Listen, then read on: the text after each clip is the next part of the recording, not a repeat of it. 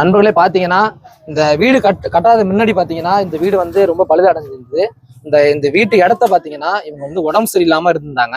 அதனால இவங்க வந்து அமௌண்ட் இல்லாதனால இந்த இடத்த வந்து ஒருத்தவங்கள்ட்ட வந்து அடகு வைக்கிற மாதிரி வச்சிருந்து பணம் வந்து வாங்கியிருந்திருக்காங்க.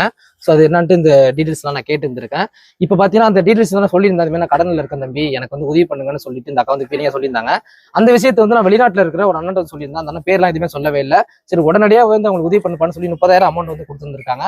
இந்தாங்கம்மா 30,000 பணம் வந்து நான் கொடுத்துட்டேன். இந்த உதவி பண்ண அந்த பேர் சொல்ல வேணாம்னு சொன்ன அண்ணாவுக்கு ரொம்ப ரொம்ப நன்றி. கமெண்ட் எல்லாம் வேண்டிய நண்பர்களே, நன்றி வணக்கம்.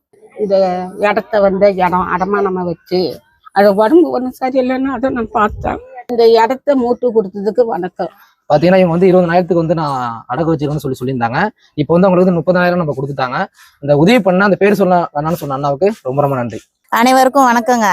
இது பந்தநல்லூர் பாப்பாக்குடி.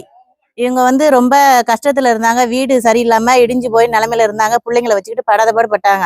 ஐயப்பன் தம்பி வீடு கட்டி கொடுத்துக்கிறாங்க, கரண்ட் இழுத்து கொடுத்துருக்காங்க, ஜாமெல்லாம் வாங்கிட்டு வந்து கொடுத்துருக்காங்க. இந்த இடத்த வந்து அடமானம் வச்சிருந்தாங்க ஒருத்தவங்ககிட்ட உடம்பு சரியில்லைன்னு. அதனால இடத்தையும் மீட்டுறதுக்கு பணம் கொடுத்துக்கிறாங்க. தம்பி கொடுத்து உதவி பண்ண எல்லா நல்ல உணவுகளுக்கும் ரொம்ப நன்றி.